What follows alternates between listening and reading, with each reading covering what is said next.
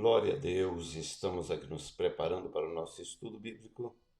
Dentro de instantes já estaremos iniciando o nosso estudo bíblico. Então, pessoal, estejamos aí todos prontos aí. Glória a Deus, estamos aqui nos preparando para o nosso estudo bíblico. Dentro de instantes já estaremos iniciando o nosso estudo bíblico.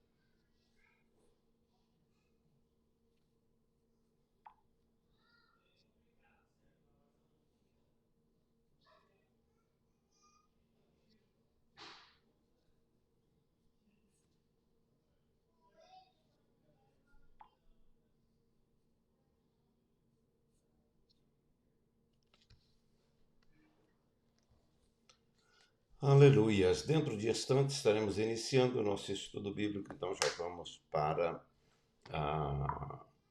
o Salmo de número 130, que nós estaremos estudando já. Então vamos lá cumprimentar o pessoal e lá vamos nós.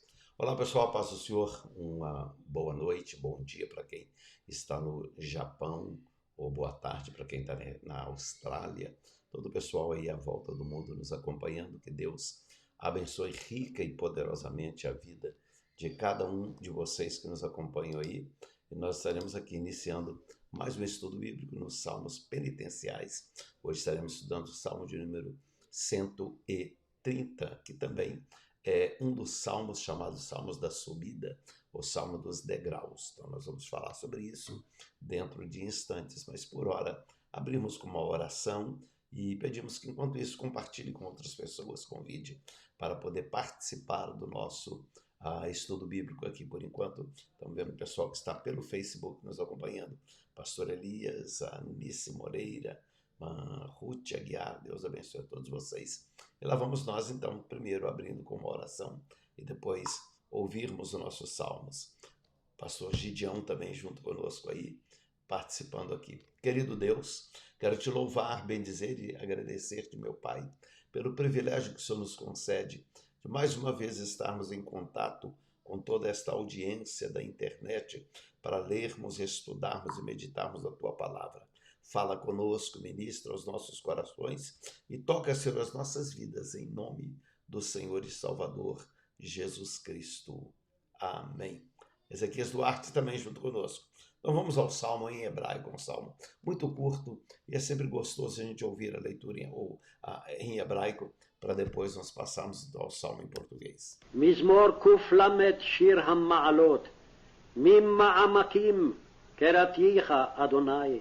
אדוני שמעה וקולי, תהיינה אוזניך קשובות לכל תחנוני. אם עוונות תשמור יה, אדוני מי יעמוד? כי עמך הסליחה למען תברא. קיוויתי אדוני קיוותה נפשי ולדברו הוחלתי.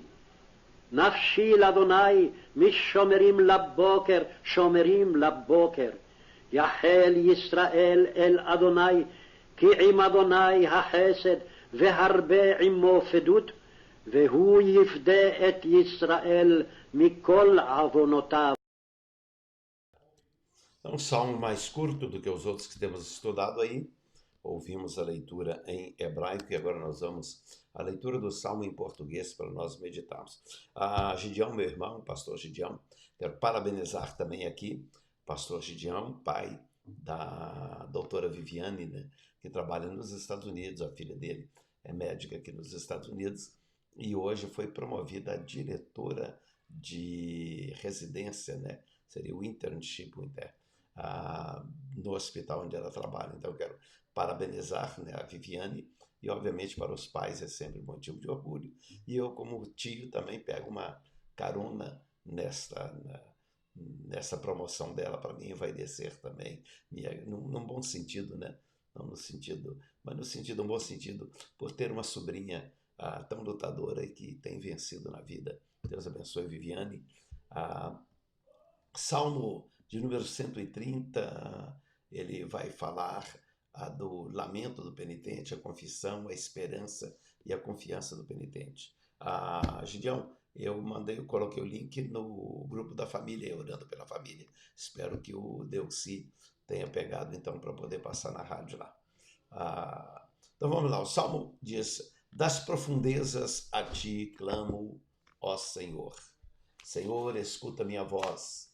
Sejam os teus ouvidos atentos à voz das minhas súplicas. Se tu, Senhor, observares as iniquidades, Senhor, quem subsistirá? Mas contigo está o perdão para que sejas temido. Aguardo o Senhor, a minha alma o aguarda, e espero na sua palavra. A minha alma anseia pelo Senhor, mais do que os guardas pelo romper da manhã. Sim, mais do que aqueles que esperam pela manhã. Espere, Israel, no Senhor, porque no Senhor há misericórdia, e nele há abundante redenção. E ele remirá Israel de todas as suas iniquidades. Então, este Salmo de número 130, ele é o sexto dos 7 salmos dos dos salmos penitenciais. Misturei com degraus aqui porque ele também é um dos salmos dos degraus. Este Salmo dos Degraus é uma série que nós vamos entrar nela a seguir. Nós estamos estudando o grupo de salmos penitenciais. Depois, os Salmos dos Degraus foram salmos que Ezequias organizou e colocou nos degraus na subida do templo. Então, ele, ao subir o templo, cada degrau que ele subia, os 15 degraus que ele subia, cada degrau ele recitava uns salmos. E esses salmos eram um salmo de penitência ao subir para o templo, ao subir as escadarias do templo. Esses 15 salmos têm a ver com 15 anos que Deus deu a mais para o rei Ezequias. E Ezequias, quando ele pede a Deus mais tempo de vida, ele pediu tempo para poder ir à casa do Senhor, buscar a presença de Deus, adorar ao Senhor, e por causa disso ele faz isso. Mas nós faremos quando terminarmos essa série e entrarmos na série dos Salmos dos Degraus. Então, muito interessante. Obviamente, o tema do Salmo dos Degraus, cada degrau é um tema diferente. Então, um dos temas é a penitência, por isso inclui no Salmo dos Degraus o que está chamado também de Cântico dos Degraus, inclui-se um cântico de penitência, né? E o salmista, ele aqui vai clamar ao Senhor penitência pelos seus erros e pecados, né? E quando ele diz aqui das profundezas, a ti clamo ao Senhor, isso faz nos lembrar de alguém que clamou a Deus das profundezas, né? Jonas, ele clama a Deus do ventre do peixe, que foi até as profundezas do mar. Ele diz que as algas enrolavam-se pela sua cabeça. Então, alguns comentaristas dizem que aquela baleia que engoliu Jonas, né? Alguns dizem um grande peixe, mas no Novo Testamento diz em si referência à baleia. Lógico, quando nós entramos na questão da língua hebraica, nós vamos ver que aquela expressão do peixe grande, né? Então, a baleia, por ser o maior de todos os peixes, então é a expressão de um peixe grande. Mas aí, aquele peixe, ao sentir-se mal, né, com um ser vivo no seu ventre, no seu organismo, né, no seu estômago, e sem poder vomitar aquilo para fora, deve ter comido tudo que tinha para poder tentar vomitar. E seguramente ali comeu, engoliu algas juntas, etc. E aí Jonas diz que aquelas algas enrolavam-se na sua cabeça, estão clamando a Deus das profundezas. Então esse salmo, embora não tenha sido escrito depois de Jonas para saber da experiência de Jonas, né? Mas o salmista, ele compara a situação do pecador, né, como quem está na profundeza, no abismo do pecado. O pecado nos leva para um abismo, e a Bíblia diz que um abismo, ele chama outro abismo. Então a gente vai só se afundando no pecado. O salmista está dizendo aqui, olha, das profundezas, desse abismo de pecado que eu me meti, desse abismo que a desobediência à tua palavra, ó Deus, me trouxe, eu clamo a ti, busco a tua face, clamo a tua presença desde o abismo. Então daí a razão por esses salmos figurar entre os salmos penitenciais aqui, porque é um tempo de penitência em que o salmista vai clamar ao Senhor. Ele está sentindo a sua culpa, sentindo as suas faltas e vai pedir a Deus misericórdia. Dali ele clama e diz dessa situação: ó Senhor,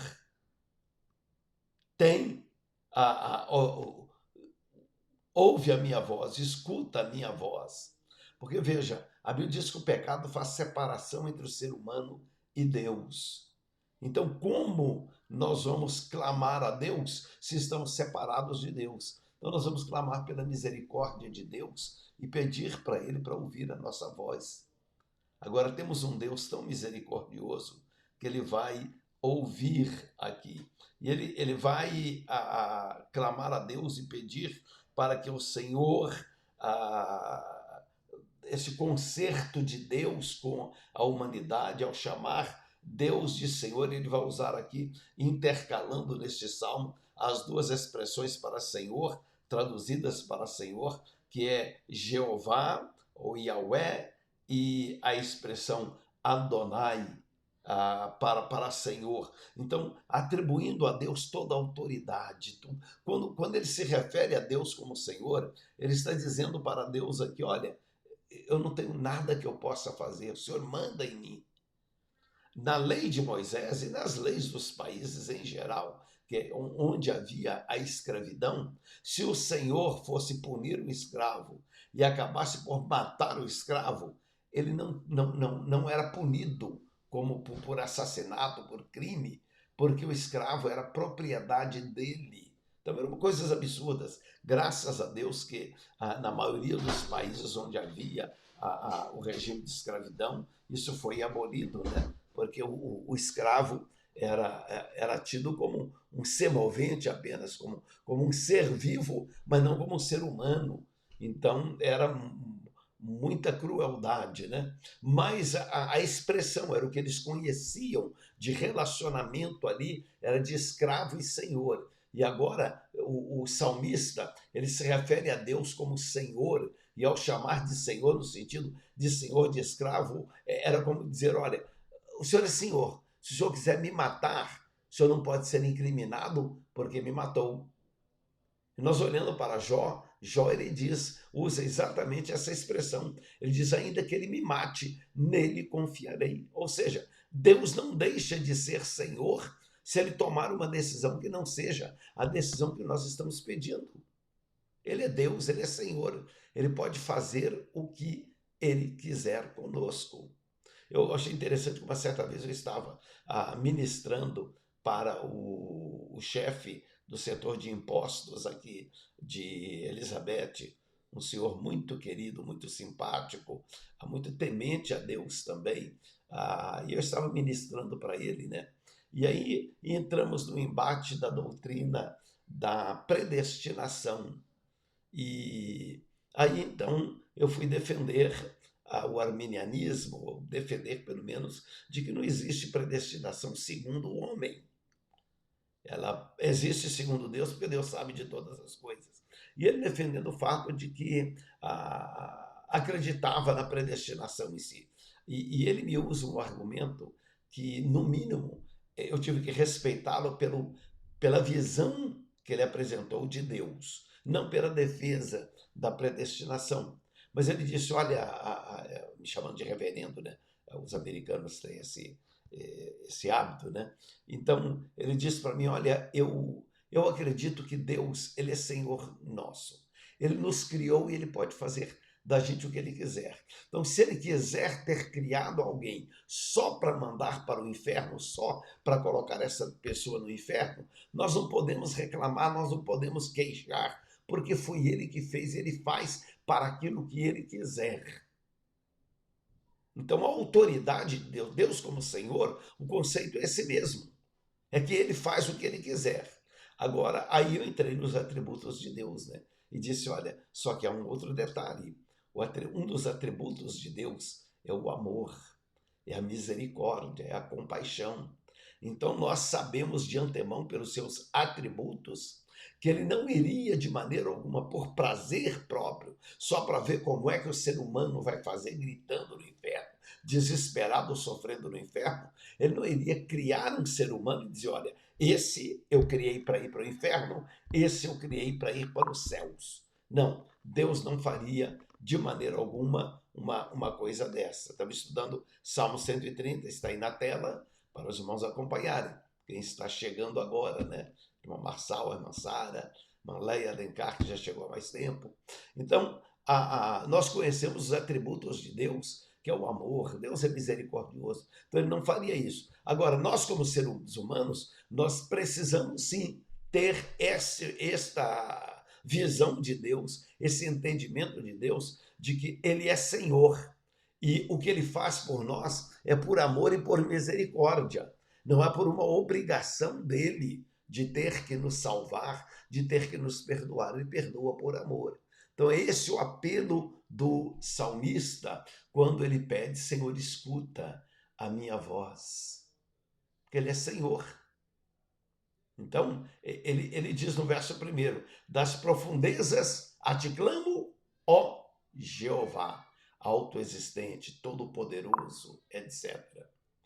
E aí, quando ele diz, Senhor, escuta a minha voz, ele diz, Adonai, escuta a minha voz. Aí ele já usa a expressão daquele Senhor, como quem é senhor de escravo, como aquele que tem toda a autoridade sobre a pessoa, e se quiser simplesmente largar o servo, o escravo clamando por lá e não dar a menor atenção, ele é Senhor.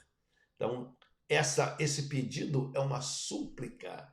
Ele está lamentando diante de Deus a sua situação, pedindo que escuta a sua voz e pede para que Deus incline, seja os teus ouvidos atentos à voz das minhas súplicas. Então, uma das melhores coisas que a gente faz, irmãos, estando em necessidade, quando a nossa consciência nos acusa dos nossos erros, dos nossos pecados, é nos voltarmos para Deus e clamarmos pela misericórdia de Deus. E a gente pode começar por clamar como o salmista está clamando aqui. Senhor, escuta a minha voz. Esteja atento à voz do meu lamento, das minhas súplicas, à expressão da minha súplica. Quando nós pedimos isso a Deus, e olha, e não tenha pressa de parar de pedir isso para Deus. Segue se humilhando na presença de Deus. A Bíblia diz, se o meu povo que se chama pelo meu nome se humilhar. Então a primeira coisa que devemos fazer em oração é nos humilharmos. E humilhar, irmãos, é ficar quanto tempo for necessário ali pedindo, clamando, insistindo, até a gente sentir aquela paz na alma de que o Senhor está ouvindo o nosso clamor. Porque não adianta a gente só recitar o salmo e dizer das profundezas a ti clamo, Senhor. Senhor, escuta a minha voz. E a partir daí já vai falando o que quer. Já conseguiu a atenção de Deus? Já conseguimos atrair a atenção de Deus? Quem sabe nós precisamos ficar uma oração inteira, uma hora inteira de oração, só pedindo, Senhor, tem misericórdia de mim, escuta a minha oração, tem misericórdia de mim, escuta o meu lamento, tem misericórdia de mim, ouve o meu gemido, tem misericórdia de mim, escuta, Senhor. Quem sabe uma hora assim, e no momento que Deus começar a escutar, digamos, que a nossa prece chegar diante de Deus, pode ter certeza, vai entrar uma paz na alma, vai invadir uma paz em nós, que nós vamos ser guiados pelo Espírito Santo para nós continuarmos a nossa oração, para seguirmos orando ao Senhor e buscando a presença do nosso Deus. Amém? Nós vamos passar para a próxima parte, mas eu vou passar a fazer algo agora nos nossos estudos, que é dar uma quebrada entre um tópico e o outro, para cumprimentar os irmãos, para dar aquela mudança de tópico. Então agora eu aproveito para cumprimentar aí Bom José Marçal e Mansara, na paz do Senhor, Deus abençoe. Deus abençoe a todos vocês que estão com a gente aí. Obviamente, aqueles que estão assistindo pelo YouTube, não está aparecendo a mensagem deles aqui, a menos que vocês no YouTube coloquem alguma mensagem, ou você que está assistindo. Se você não dizer, não colocar nenhum joinha, não aparece o seu nome aqui na tela. Você tem que colocar alguma coisa, nem que seja clicar no que está bom, ou clica no que está ruim também, porque eu preciso melhorar. Então, ao fazer isso, o seu nome aparece na tela, eu fico sabendo que você está aí também, e para a gente se cumprimentar e seguir aí. Tá vendo? Ó? Reinaldo Soares, não estava aparecendo seu nome aqui na tela. Você botou um joia e apareceu. Tá vendo, irmãos? Então, vocês que estão assistindo, dê algum sinal de vida aí para a gente perceber. E também fiquem à vontade para fazer perguntas, tecer comentários aqui dentro do nosso estudo bíblico. Aí, ó. Emily Santos, aí a paz do Senhor, Deus abençoe. Daqui a pouco eu faço mais um outro intervalozinho para cumprimentar os demais que vierem entrando aqui na nossa live, ou pelo menos mandar um sinal de vida para nós.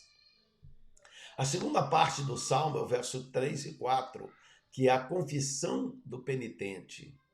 E aí ele diz, se tu, Senhor, observares as iniquidades, Senhor, quem subsistirá? Mas contigo está o perdão para que sejas temido. Então aqui ele fala de misericórdia, da misericórdia do Senhor, encontrada através do perdão. Mas ele leva aqui em questão aqui, é que se Deus observar a iniquidade, e esse observar a iniquidade é se Deus mantiver um recorde, mantiver uma anotação dos nossos pecados. Se Deus guardar esses pecados que nós cometemos desde a nossa infância, e ele ficou anotando todos os nossos pecados, ele disse assim, quem subsistirá? Quem vai conseguir estar na tua presença se o Senhor tiver uma anotação com todos os nossos pecados? Ainda bem, irmãos, que a Bíblia diz que a partir do momento que nos convertemos a Deus, que aceitamos a Cristo como Salvador, o sangue de Jesus Cristo nos purifica de todo pecado. A Bíblia diz que Deus nos perdoa os nossos pecados e lança-os no mar do esquecimento. Deus não mantém uma lista de pecado e guarda para o dia que a gente fizer uma coisa errada, ele trazer tudo o que a gente fez desde a nossa infância até agora, para dizer, olha, você não presta mesmo, você é assim, assim outro. Então, que Deus, na sua misericórdia, é Ele que apaga as nossas transgressões. E aí eu trago, por exemplo, vamos trazer um exemplo aqui de guardar coisas antigas dentro do casamento. Deixa eu aproveitar aqui, gente, e fazer, quem sabe, uma pequena palestra aqui para a questão de casamento. Dentro do casamento, a gente observa muito isso. Eu já tive que tratar situações envolvendo isso. A questão do manter um recorde, manter um arquivo de todos os erros. Tudo enquanto é falha que o marido ou que a esposa já cometeu na vida, parece que fica anotado ali. Há um momento em que se perdoa, pedem perdão, meu querido, minha querida, perdão, meu amor, perdão para aqui, perdão para ali. Tá perdoado, abraçam-se, vão jantar fora e pronto, parece que tá tudo em ordem. E vivem mais 1 ano, 2, 3 anos. Daí a pouco surge mais um problema.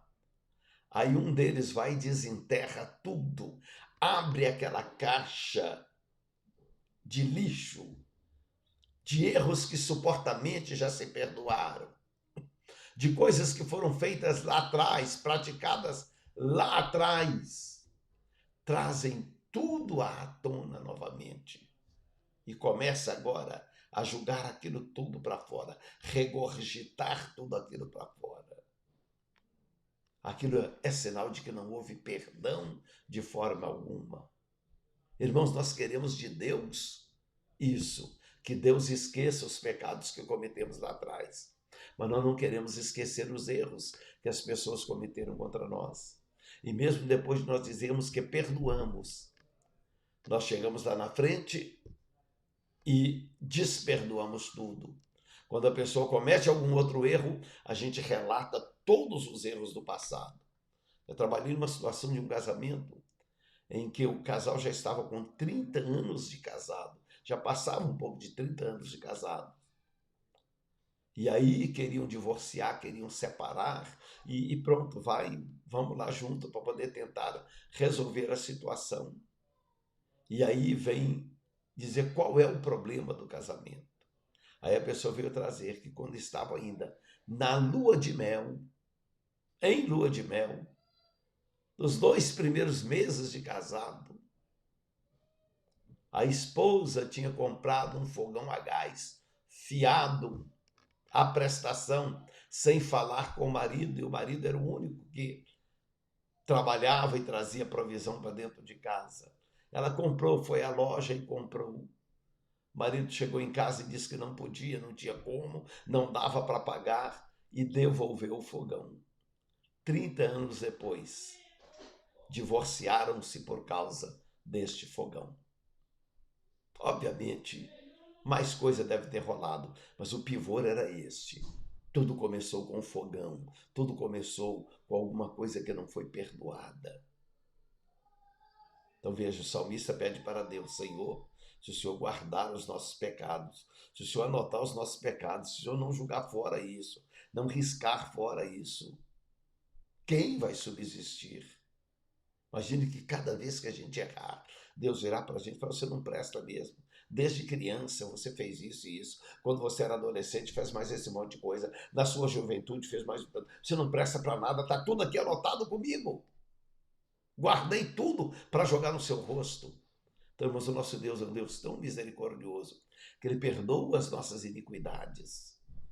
E olha quando Ele fala aqui de iniquidade, a expressão iniquidade ela vem de uma expressão hebraica que significa pecado contra a luz ou pecado contra o conhecimento, pecado de quem conhece a verdade, pecado de quem conhece a verdade. Então, é importante, ao bom, pecado de quem conhece.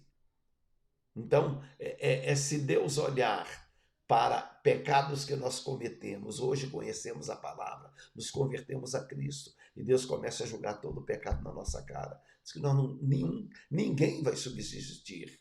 Iríamos todos para o inferno, mas nós não queremos perdoar a outras pessoas.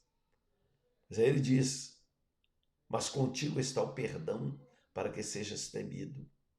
Então veja, nós tememos a Deus, não é de medo de Deus, porque ele pode lançar no inferno.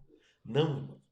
O temor de Deus deve ser pelo fato de nós amarmos a Deus, porque ele nos perdoa.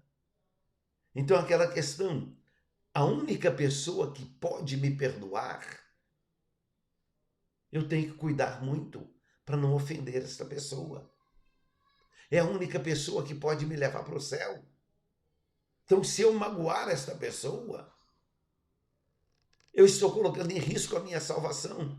Então ele diz, contigo está o perdão para que sejas temido. Então nós tememos a Deus porque é o único que pode nos perdoar. Não é porque é o único que pode nos condenar, ele também pode nos condenar. Mas o temor é o fato de que só ele pode nos perdoar. Então eu preciso realmente fazer tudo para agradá-lo, fazer tudo para andar na presença dele, para fazer a vontade dele. Está com ele o perdão, está com ele a vontade de perdoar, o querer nos perdoar. Tudo que ele espera de nós, irmãos, é que nós o amemos, nós temamos o seu nome, adoremos a ele, que ele merece ser adorado. Amém? Essa é a segunda parte dos Salmos. Então aí nós vamos, antes de passar a terceira, ele está dividido em 4 partes. Então cumprimentar, na realidade, a Emily, né? É a filha da irmã Juscelia, ali em Riverside, e diz, minha mãe Juscelia está atenta. Que bom, uma família abençoada. E Regis, não sei se o Regis já chegou do trabalho, é um homem trabalhador demais. Se está junto também. Mas meu abraço para toda essa família. Abraço para o Caio, né? O Caio é um anfitrião fantástico dessa família. Garotão de 6 anos, vai fazer 7 anos, mas fantástico mesmo. Deus abençoe. Malé Alencar dá um amém aí. Cláudio talvez esteja trabalhando. Mas então, irmãos, voltando aqui àqueles que estão aí acompanhando e ainda não colocaram pelo menos um joinha aí, né? O dedo para cima, um follow, um seguir. Então, mantenha-se aí em contato, ponha aí um sinal de vida, porque só após você escrever alguma coisa aí é que a gente consegue saber que você está aí assistindo. Então, irmãos, falamos um pouco sobre o poder de Deus, o perdão de Deus. Então, o Salmo está dividido em 4 partes. A primeira parte é o lamento do penitente, lamentando o seu pecado, pedindo a Deus para ouvir a sua oração. A segunda parte, ele faz a sua confissão, entendendo que se não for pela misericórdia de Deus, ele estaria completamente perdido. E agora a terceira parte vai falar da esperança desse penitente. Ele diz, aguardo o Senhor, a minha alma o aguarda e espero na sua palavra. A minha alma anseia pelo Senhor, mais do que os guardas pelo romper da manhã. Sim, mais do que aqueles que esperam pela manhã. Então veja aqui o salmista, ele deixa bem claro que a esperança dele só estava no Senhor. Era aquela antecipação, aquela esperança do salmista. Diz que eu estou esperando, a minha alma. Quando ele fala de alma, ele fala no entendimento. Nós precisamos, irmãos, adorar a Deus, cultuar a Deus com o nosso entendimento, compreender que Deus é misericordioso para poder nos socorrer, nos ajudar. Ele diz que ele ponha a esperança dele no Senhor. porque ele sabia que dele vinha, do Senhor, é que vem esse socorro. Então, essa repetição dele falando aqui dessa esperança vindo da parte do Senhor aqui, diz aguardo no Senhor, ou seja, espero no Senhor. A minha alma o aguarda, novamente, ele está falando de esperança, o hebraico aqui, rohalti.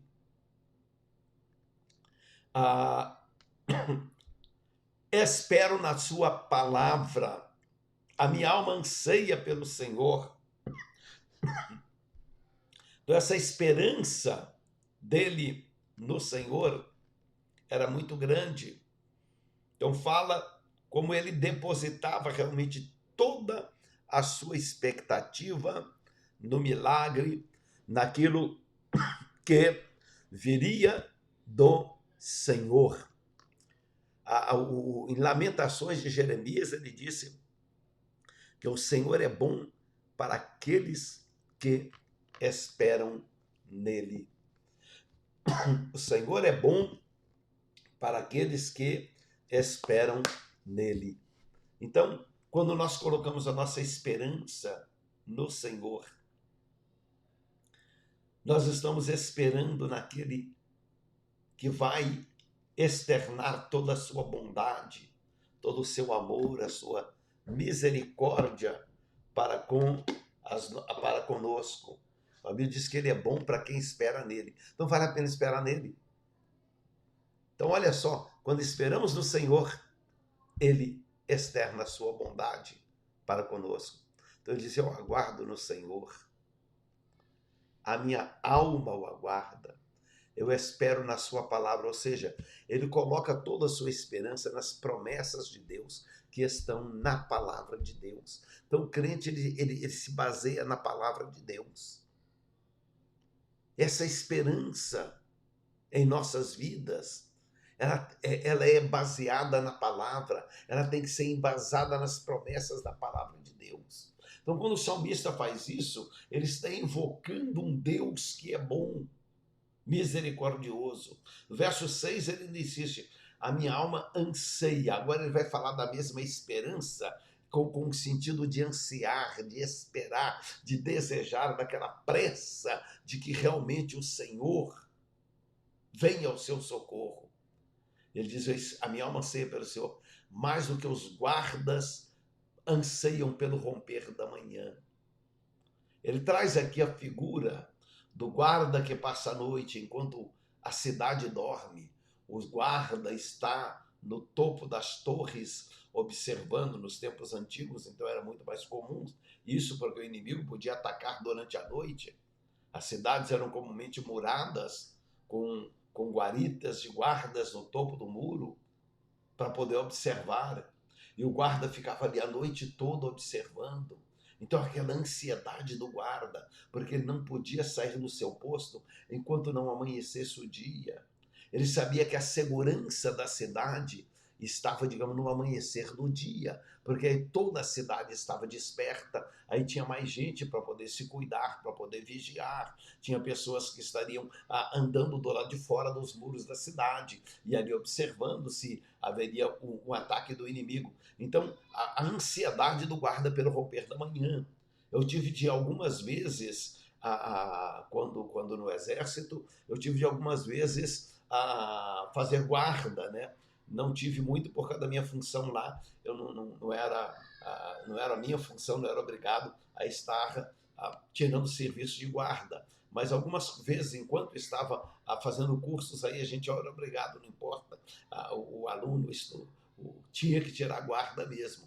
Então, enquanto estava fazendo curso, eu tinha as minhas noites de tirar guarda. E olha, era difícil, porque a gente não tinha esse negócio. O exército tem esse negócio de, olha, você vai passar a noite acordado, então durante o dia você pode descansar. Não, a gente passava o dia inteiro cumprindo as funções da gente. E como eu tinha função dentro dos escritórios, eu tinha que durante o dia. e estar na minha sessão mobilizadora trabalhando durante o dia e à noite ir tirar guarda até para compensar, porque durante o dia eu tinha minha função, não podia tirar guarda. Aí era muito mais cansativo, porque foi um dia inteiro de trabalho e agora vamos passar a noite tirando guarda.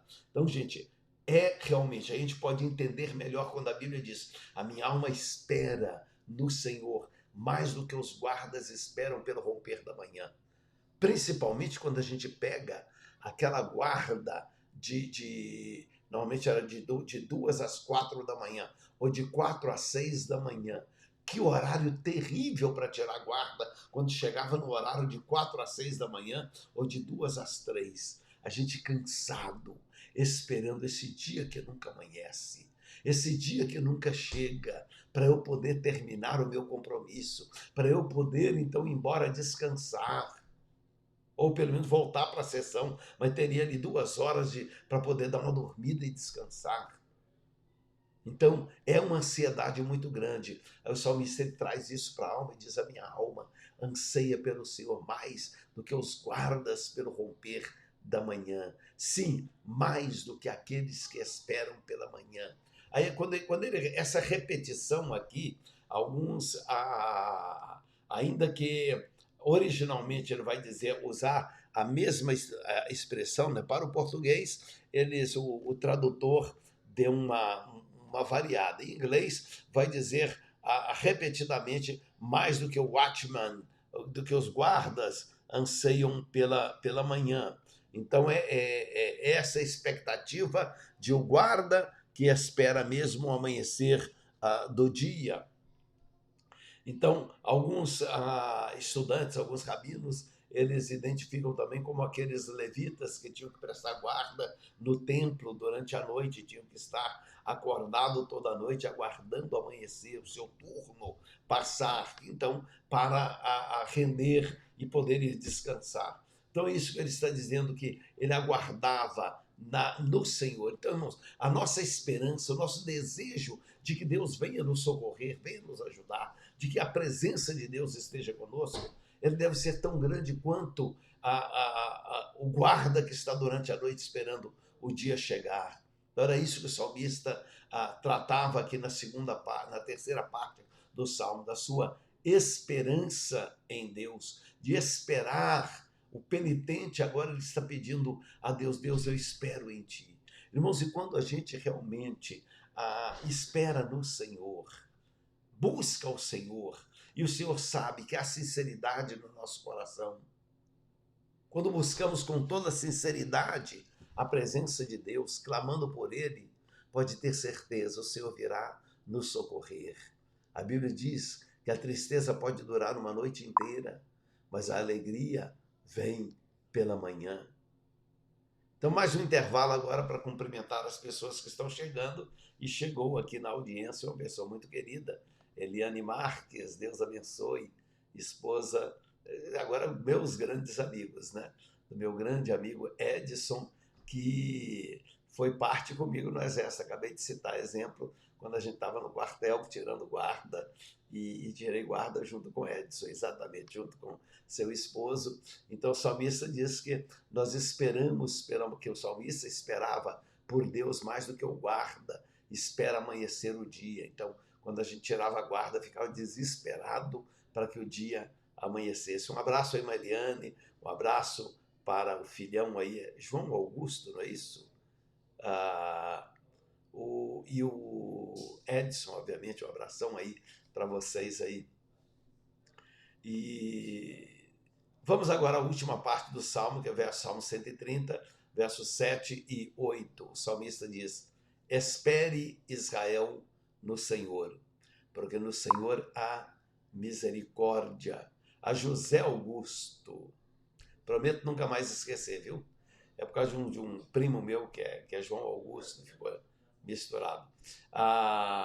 Então, o salmista diz aqui: espere Israel no Senhor, porque no Senhor há misericórdia. Nele há abundante redenção, e ele remirá Israel de todas as suas iniquidades. Então veja aqui, esse salmo aqui é um salmo penitencial, mas não tem que necessariamente ser o salmista penitenciando dos seus pecados. O salmista ele usa a sua experiência de se penitenciar diante de Deus para poder transmitir para o povo de Israel um ensinamento. E o rei Ezequias coloca esse salmo nos degraus, os salmos da subida, recitados ao subir ao templo. Então, o povo ia se apresentar diante de Deus, e quando chegava ali no 11º degrau, começava com o Salmo 120, Salmo 130, obviamente, quando conta 120, 130 era o 11º. Quando chegava no 11º degrau, ali se recitava este salmo inteiro, né? Então, olha, a paciência que se subia ao templo e a reverência que o povo subia ao templo. Israel subia ao templo recitando salmos. Então, a entrada no templo, digamos, de uma pessoa que recitava em uma velocidade normal de recitação, essa entrada no templo, ela durava de 15 a 20 minutos, essa subida para o templo, porque não subia correndo, subia-se recitando salmos, adorando ao Senhor. Então veja quantos de nós entramos na igreja, às vezes contando anedota um para o outro, entramos sem a menor reverência, às vezes já está dentro do templo e está terminando aquele assunto que comentou antes, que não sei o que tem, aquelas histórias, anedotas e conversas fiadas aí. O povo de Israel foi ensinado pelo rei Ezequias a subir. Nós vamos entrar, a próxima série, hoje nós estamos no 6º Salmo, a próxima série de Salmos, nós vamos entrar nos Salmos dos degraus, Salmos da subida. E aí vocês vão perceber, nós vamos perceber nessa série de Salmos, esse é o 6º, falta só o Salmo 143 para encerrarmos esta série, e aí nós entrarmos na série do Salmo dos degraus, que vai falar sobre a reverência do crente ao entrar na casa de Deus, para adorar o nosso Deus. Então esse salmo era para isso. Então imagine, então o salmista agora descreve, e o povo ao entrar no templo, ao chegar agora no 11º degrau, faltam só mais 4 degraus para acabar de entrar no átrio do templo, aí eles estão orando e dizendo: espere Israel no Senhor, encorajando um ao outro a esperar no Senhor. Então, ao cantar este salmo, o povo encorajava-se para poder esperar no Senhor, porque no Senhor há misericórdia. Então, veja, ele encoraja as pessoas a esperar no Senhor. Aí alguém diz: mas isso aí é para quem não pecou, para quem está andando certinho, para quem está justinho. Então, no mesmo salmo, na mesma espera, ele diz: espera, porque nele há misericórdia. Ou seja, pode esperar no Senhor, que Deus, na sua misericórdia, ele vai perdoar os pecados, vai te salvar, vai te abençoar. Se você está entrando para o templo, buscando a face do Senhor, não importa o quanto você pecou, em Deus há misericórdia, em Deus há perdão, em Deus há abundante redenção. Então veja, ele está falando para o pecador, porque ele está falando de misericórdia e ele está falando de redenção, em Deus a redenção. E quando fala de redenção, gente, redimir é pagar a dívida de alguém para resgatar aquilo que foi hipotecado por causa de dívida. Eu me lembro da Caixa Econômica Federal, eles tinham ali uma caixa de penhores, eu não sei se ainda tem, eles tinham então a carteira de penhores, era um departamento ali em Belo Horizonte, ficava na Serra Capivari ali, um departamento onde a pessoa precisava de dinheiro. Digamos, se eu chegasse lá com este iPhone aqui, é um iPhone de aproximadamente $1.000, $1.000 e poucos, que eu ganhei de presente de aniversário.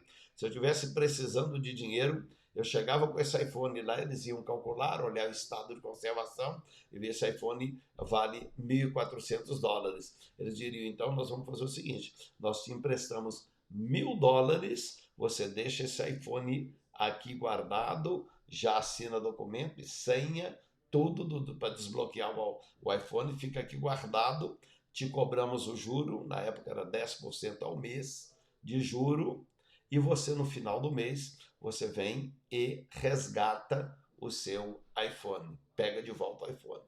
Vamos supor que no final do mês eu não tinha dinheiro para resgatar, eu não podia resgatar o iPhone. Mas uma outra pessoa, sabendo do valor do iPhone, me diria, olha, sabe de uma coisa? Eu resgato esse iPhone. Ou se uma pessoa, minha amiga, muito querida, chegasse e falasse, olha, você vai levar um prejuízo muito grande ficando sem esse iPhone. Eu vou fazer o seguinte, você não tem dinheiro para pagar. Eu vou pagar os $1.000, pagar toda a dívida, os 1.000, os 10% de juro, pagar multa de atraso que foi, pago tudo, resgato e te dou de volta de presente. Toma, é seu. Então isso é resgate. Então quando ele fala de redenção, é resgatar. Então ele diz, olha, em Deus há abundância de redenção. Ou seja, Deus não apenas tem misericórdia para nos perdoar os nossos pecados, mas os nossos pecados fizeram de nós escravos do pecado, escravos de Satanás. A nossa dívida era tão grande que não tínhamos como pagar. Aí em Deus há abundante redenção. Deus envia Jesus Cristo para morrer na cruz do Calvário, para perdoar os nossos pecados. É isso que ele diz. E ele diz aqui ao final, para nós terminarmos, ele diz, e ele remirá a Israel de todas as suas iniquidades. Então veja, novamente, ele usa a expressão iniquidade, alvon, para nós entendermos que esta expressão aqui é pecado de quem conhecia a verdade. Mas Deus, na sua misericórdia, ainda vai redimir, pagou o preço para a nossa redenção. Então é isso que o salmista diz, e nós queremos voltar a todo o salmo agora, para nós encerrarmos, ler todo o salmo, quando o salmista diz aqui, das profundezas a ti clamo, ó Senhor. Senhor, escuta a minha voz. Sejam os teus ouvidos atentos à voz das minhas súplicas. Se tu, Senhor, observares as iniquidades, Senhor, quem subsistirá? Mas contigo está o perdão para que sejas temido. Aguardo o Senhor, a minha alma o aguarda, e espero na sua palavra, mais do que os guardas pelo romper da manhã. Sim, mais do que aqueles que esperam pela manhã. Espere, Israel, no Senhor, porque no Senhor há misericórdia, e nele há abundante redenção, e ele remirá Israel de todas as suas iniquidades. Amém. Glória a Deus. Que Deus abençoe a todos. O Manassés Matos com a gente também é um adorador, como Manassés. Ama o sistema, a sua forma de dirigir o louvor, a adoração, fantástico. Deus segue te abençoando. Esses salmos são salmos de adoradores a Deus.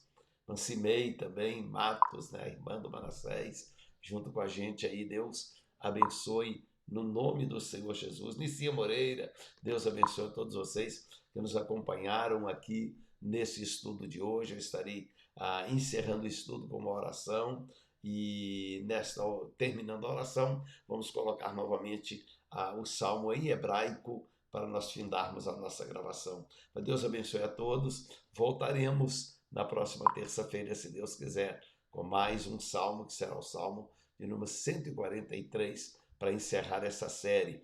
Com Zé Marçal e Mansara também conosco aí. Deus abençoe a todos. Querido e eterno Deus, te louvo, te adoro e te exalto, porque o Senhor, na tua misericórdia, Senhor, tem nos redimido, Senhor. Meu Deus, o Senhor providenciou a nossa redenção, Senhor, porque de nós mesmos nós não conseguiríamos nos redimir ou salvar a nós mesmos, mas foi o Senhor. Pai, nós esperamos em Ti. Este salmo, Senhor, nos aconselha a esperar em Ti, porque em Ti há salvação, em Ti há misericórdia, Senhor. E Tu sabes, ó Deus, eu espero na Tua misericórdia. Eu não sou nada, Pai. Eu dependo da tua misericórdia, Pai. Dependo de ti. Oro, adoro, exalto o teu nome em nome de Jesus. Em nome de Jesus. Deus abençoe a todos. Meu Elvésio também junto conosco aqui. Deus abençoe. E agora, irmão, para encerrar o salmo em hebraico aí. מזמור קל"ד שיר המעלות. ממעמקים קראתיך אדוני. אדוני שמעה וקולי, תהיינה אוזניך קשובות לכל תחנוני. אם עוונות תשמור יה, אדוני מי יעמוד? כי עמך הסליחה למען תברא. קיוויתי אדוני קיוותה נפשי, ולדברו הוחלתי. נפשי לאדוני משומרים לבוקר, שומרים לבוקר. יחל ישראל אל אדוני, כי עם אדוני החסד, והרבה עמו פדות, והוא יפדה את ישראל מכל עוונותיו.